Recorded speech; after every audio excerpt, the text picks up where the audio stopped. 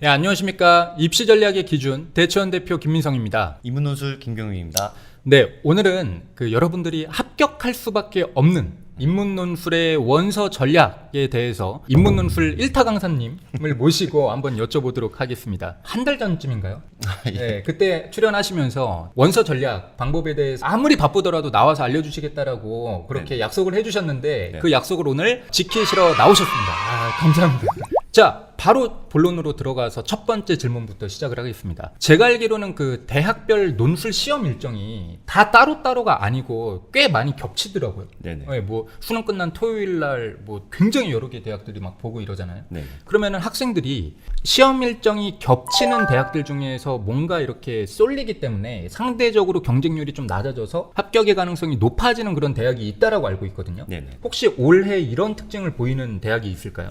작년에는 건국대가 수능 끝나고 토요일 날 오후에 봤었습니다. 그러니까 오전에 있는 대학, 예컨대 경희대를 보고 건국대를 볼 수가 있었던 거죠. 그런데 올해는요, 건국대가 수능 끝나고 토요일 날 오전에 봐요.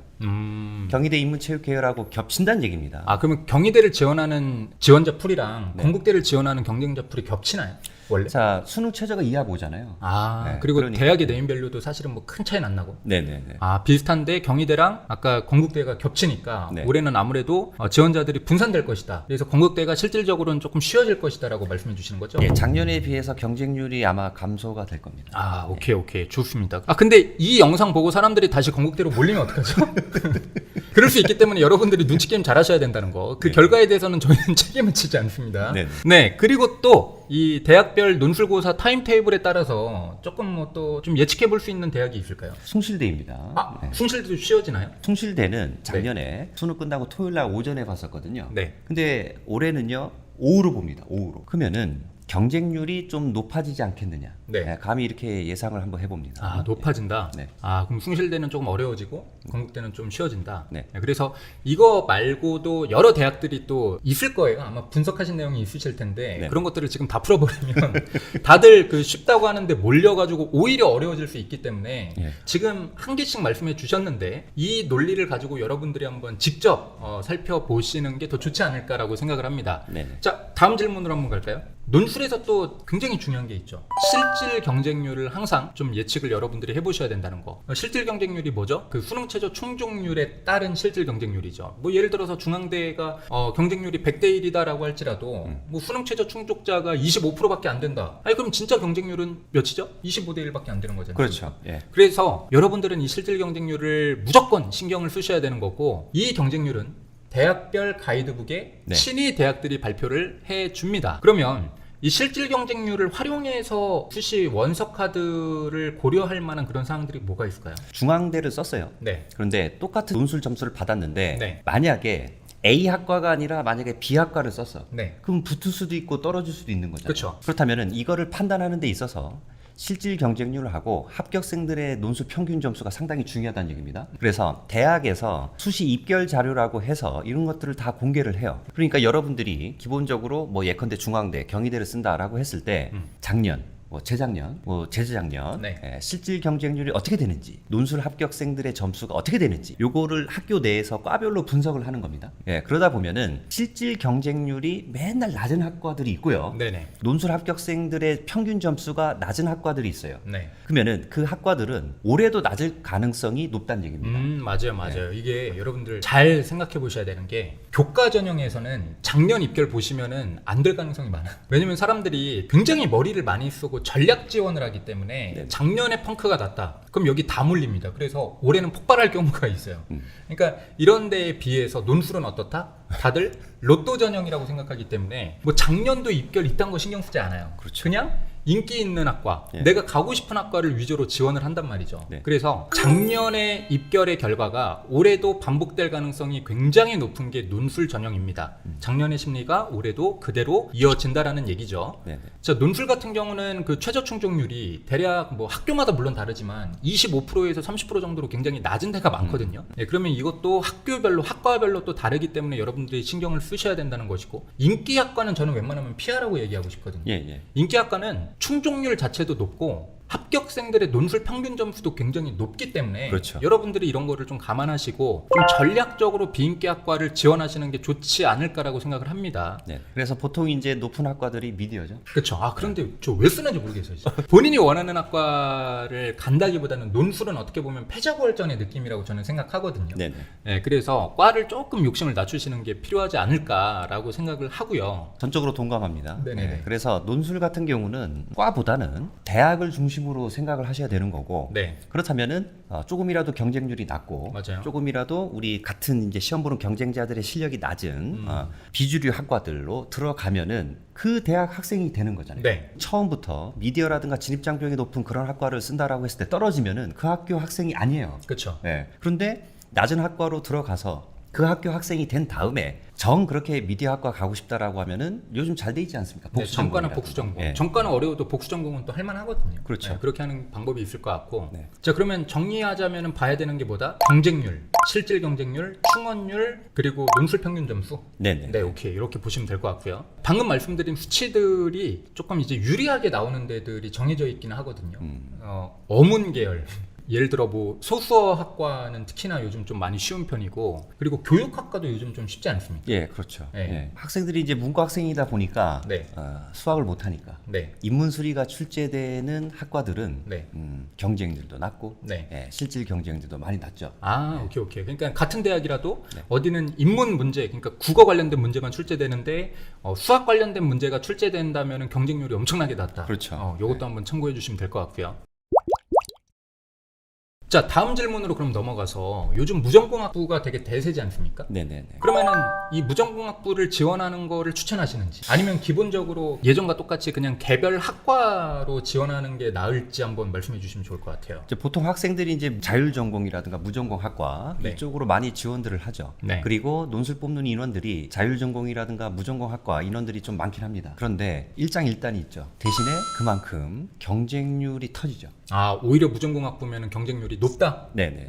그래서 예를 한번 들어보도록 하겠습니다. 작년에 이제 고대. 자, 고대에 자유전공 학부가 있는데요. 네. 자, 고대는 실질 경쟁률을 발표를 안 했습니다. 그래서 제가 말씀드린 건 이제 명목 경쟁률인데 고대 자유전공 학부 경쟁률이 91대 1이었어요. 91대 1. 네네. 네. 다른 학과들에 비해서 경쟁률이 2배, 아. 많게는 3배. 아, 네. 그럼 똑같은 그 논술 시험을 보고도 네네. 합격 가능성이 2배 내지는 3배가 더 어려웠던 거네요. 그렇죠.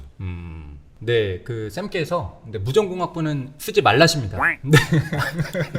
쓰지 말라는 거잖아요. 아니 그걸 학교마다 다르고 하니까 그거를 이제 판단을 하셔야죠. 아, 오케이, 오케이, 네. 오케이. 아, 그럼 네. 판단은 개별로 맡긴다. 네네. 알겠습니다. 다음 질문. 최근 지원율이 급격하게 감소하는 그런 학과가 좀 있을까요? 제가 보기에는요. 네. 지원율이 급감하는 학과들 없습니다. 지금 이제 전반적으로 논술에 대해서 인식 자체도 달라졌고요. 네. 그다음에 논술을 많이 지원하는 이제 경향들이 이제 많아졌어요. 그래서 제가 봤을 때는 전체적인 경쟁률 자체가 올라가고 있습니다. 아, 논술 경쟁률 자체가 올라간다. 네네. 그래서 경쟁률 떨어지는 건 없다. 네네. 근데 그래도 비율이라는 게 있지 않습니까? 비율. 다 같이 올라가지만 이 학과는 조금 소폭 증가하는 것 같다 이런 거. 아까 전에도 이제 말씀드렸지만은 네. 제가 봤을 때는 이제 외국어 학과들, 그 대학의 외국어 학과들. 맞아. 논술은 그냥 인기 투표라고 생각하시면 돼요. 뭐 네. 별다른 이게 사람들이 눈치 게임하지 않기 때문에 소수어 학과, 즉 비인기 학과면 비인기 학과일수록 더 쉬운 경향은 이거는 그냥 명백한 것 같아요. 거의 네 신뢰도 한 97% 정도 하지 않을까라고 생각을 합니다. 네, 그래서 여러분들 절대 욕심내지 않으셨으면 좋겠고요. 과를. 극단적인 예가 경희대입니다. 경희대. 네. 자, 경희대는 인문체육 계열과 사회 계열로 이제 보는데 네. 이 사회 계열에서 인문수리가 출제가 돼요. 네네. 그러니까는 다른 학교들은 상경 계열에서 인문수리가 출제되는데 네. 경희대는 사회 계열, 그러니까는 뭐 정치외교학과라든가 행정학과 여기에서도 인문수리가 출제가 되는 거예요. 자, 그렇다면 학생들이 나는 수학을 잘 못하니까는 인문체육 계열을 써야 되겠다. 그런데 자, 경희대는요, 인문체육 계열이 서울 캠퍼스하고 수원 캠퍼스로 나눠지잖아요. 네. 그러면 수원 캠퍼스에 있는 학과들은 외국어 학과들, 서울 캠퍼스에 있는 학과들은 국어 국문학과, 네. 사학과, 철학과. 그런데 네. 실질 경쟁률이 어마무시하게 차이 납니다. 그러니까 사회 계열에서는 수학 출제되니까 쓰지 말아야 되겠다. 네. 그러면 인문체육 계열로 써야 되는데 그래도 서울 캠퍼스 아니냐. 그래서 경희대는 실질 경쟁률, 수능 최저를 통과한 경쟁률이 서울 캠퍼스 인문체육 계열 같은 경우는 50대 1이 넘어요. 그런데 수원 캠퍼스 외국어 대학 있죠. 네. 10단입니다. 실질 경쟁률. 그래서 여러분들도 이런 것들을 좀 고민을 하셔야 될 것 같습니다. 그래서 물론 이제 서울 다니고 싶어. 예, 그리고 뭐 국어국문학과 하고 싶어. 난 러시아어 못해. 예, 당연히 이제 국어국문학과 가야죠. 네. 예, 그런데 이러한 경쟁률이라든가 이런 것들 분석했을 때 과연 경희대생이 될 것이냐 아니면은 그래도 국어국문학과 쓸게 그거냐 그런 것들은 여러분께서 판단을 좀 하셔야 될 것 네, 같습니다. 제발 과를 좀 낮추시면 좋겠다 뭐 그런 얘기였던 것 같고요. 네.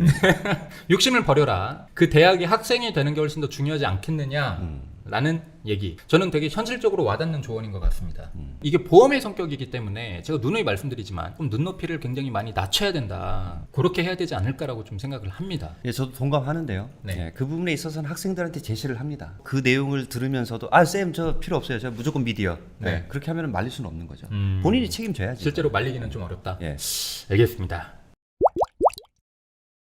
자, 그러면 그 논술 원서 전략을 생각을 할 때 이게 또 본인의 수능 점수에 맞춰서 또 생각을 해야 되지 않습니까? 네네. 수능 최저를 맞춰야 되니까요. 네. 그 본인 수능 등급 예측에 따른 원서 조합 추천을 해주신다면 어떻게 될까요? 저는 이제 현역하고요. 네. 그 다음에 N수생을 좀 나눠서 봐야 되지 않겠는가? 그렇다면은 현역 학생들은요 확실히 있잖아요. 6월, 9월 모평을 봤는데 네. 쌤 저는 수능 때 6월, 9월 모평보다 더 오를 거예요. 그렇게 생각하는 학생들이 현역은 대다수예요. 네. 예. 근데 N수생들은 확실히 한번 겪었기 때문에 아. 6월, 9월 보다는 더 뭐 잘 나온다? 그렇게 생각하는 학생들은 별로 없습니다. 유지만 돼도 다행이긴 하죠. 예. 육모 때 이번에 재수생이 한 17%였다고 해요. 근데 수능 때는 아마 35% 정도가 될 거거든요. 그러니까 2배죠, 2배. 네. 재수생이 2배로 들어오는데 등급을 유지한다? 뭐 조금 어려울 것 같긴 해요. 그래서 현역 학생들한테 육모, 구모로 봤을 때 수능 최저를 못 맞췄는데 네. 저 수능 때 오르기 때문에 수능 최저 맞출 수 있어요. 그래서 여기 쓸게요. 라고 하면은 저는 말리죠. 90%가 수능에서도 못 맞추죠. 확실히 현역 학생들은 좀 낮출 필요가 있는 거고 네. N수생 학생들은 오히려 자신감을 좀 가질 필요가 있지 않겠는가. 음. 예. 그래서 저는 이제 안전하게 육모, 구모로 해서 다 최저를 맞춘 학교들은 뭐 써도 된다. 결국 육모랑 구모에서 한 번이라도 맞췄던 수능 최저를 가지고 이렇게 지원을 해야지 네. 한 번도 맞춰본 적 없으면서 앞으로 열심히 할 거니까 맞출 수 있을 거야라는 이런 허황된 얘기는 지금 근데 저희는 데이터로 분석하는 거지 않습니까? 그렇죠. 아니, 데이터상 그렇게 해서 성공하는 확률이 거의 없기 때문에 네. 좀 미리 주의를 할 필요가 있지 않을까. 반대로 근데 재수생은 1년 동안 또 수능 공부를 했기 때문에 네네. 오히려 육모, 구모까지는 막 기출 분석 위주, 개념 회독 위주로 가다가 이제는 모든 잠재력이 모아진 상태에서 뭐 7월, 8월 이후에 그 포텐이 터지는 경우도 있기 때문에 그렇죠. 예. 오히려 재수생 같은 경우에는 조금 낙관적으로 생각하고 네. 현역생 같은 경우에는 무조건 보수적으로 생각해라 네. 라고 하시는 말씀 같습니다. 네네. 수시카드가 6장인데 네네. 6논술 쓰는 게 낫나요? 아니면 학종 섞어서 쓰라고 보통 말씀하시는 편인가요? 저는 논술 강사임에도 불구하고 네. 육논술 쓰는 거에 대해서는 반대입니다. 현역 학생들은 확실히 논술보다는 교과 종합으로 대학 들어가는 게 더 수월하긴 합니다. 네. 예, 그래서 종합을 쓸 수 있으면은 종합도 쓰되 종합보다 높은 대학을 논술로 쓰자는 얘기죠. 아, 그럼 오히려 학종에선 욕심내지 마라. 예, 예. 아, 학종에서는 조금 그래도 붙을 만한 데를 쓰자. 근데 쌤, 저는 학종으로 쓸 대학이 없습니다. 그런 학생들은 어쩔 수 없이 육논술을 쓰는 거죠. 6개 중에서 하나 못 붙겠어? 이런 생각하시면 안 됩니다. 네. 붙기 힘듭니다. 그래서 인문논술 같은 경우는 뭐 3관왕, 2관왕 이런 학생들은 되게 훌륭한 학생들이에요. 거의 1관왕이에요. 예, 예. 하나만 붙어도 대박 난 거죠. 네네. 예. 그만큼 논술로 붙기가 힘들다라는 네. 점. 그러니까 현역 학생들 교과 종합으로 쓸 수 있으면요 최대한도로 그거 활용하시고 그 대학보다 좀 높은 대학으로 논술을 써보는 게 좋지 않겠는가. 네네. 예, 이렇게 생각합니다. 방금 제가 질문을 네네. 학종이랑 논술만 말씀드려서 그런데 사실은 정시 예측 라인도 신경을 써야 되거든요. 그러니까 이거를 가장 처음에 신경 써야 되는 거죠. 그래서 예를 들어서 내가 전과목이 뭐 2등급, 3등급이 섞어서 나올 것 같아. 그러면은 그 라인에서 갈 수 있는 정시 대학 라인을 먼저 봐야 되는 거예요. 그렇죠. 예, 그리고 거기를 최소 안정으로 딱 깔아준 다음에 학종에서는 내가 정시가 조금 덜 나오거나 비슷하게 나왔을 때 그때 갈 수 있는 곳들을 좀 학종 위주로 넣는 게 나을 것 같고 그리고 그 대신 논술 같은 경우에는 내가 수능 최저만 맞출 가능성이 있다라고 했을 때 조금 상향 지원을 해봐도 괜찮지 않을까. 그래서 정시 예측 대학 라인 그리고 학종 예측 라인 그리고 논술 수능 최저를 이용한 예측 라인 네네. 이렇게 세 가지를 조금 종합적으로 판단을 하시는 게 좋을 것 같습니다. 네. 자, 이 외에도 논술 원서를 쓸 때 고려해야 될 게 또 있을까요? 시간표 정확하게 확인하셔야 됩니다. 시간표? 예. 아, 논술 시험 일정? 예, 예. 네네네. 이런 학생도 있어요. 성대하고 경희대 인문체육계열을 같이 쓴 거예요. 같이 시험 보잖아요. 그쵸, 겹치죠? 예, 겹치죠. 네. 예. 바보네. 그 하나 낭비하는 겁니다. 아, 예, 예. 그래서 이 시간표도 확인 잘 하셔야 되고요. 그다음에 육논술을 쓰다 보면 하루에 2개의 시험도 볼 수 있잖아요. 네네. A 대학교 시험 끝난 다음에 B 대학교 가는 데 있어서 그 거리라든가 시간 그런 것도 다 고려를 잘 하셔야 됩니다. 작년에 제 학생들은 그 퀵을 부르더라고요. 예, 그렇게도 해요. 근데 오토바이 퀵 불러가지고 상당히 좀 위험하긴 한데 막 네. 그런 식으로 막 어떻게든 가가지고 막 1분 전에 도착하고 이런 학생들도 많더라고요. 그렇게 해서라도 합격하면 되는 거예요. 네, 예, 아, 예. 그렇죠. 끝까지 최선을 다해야 되는 겁니다.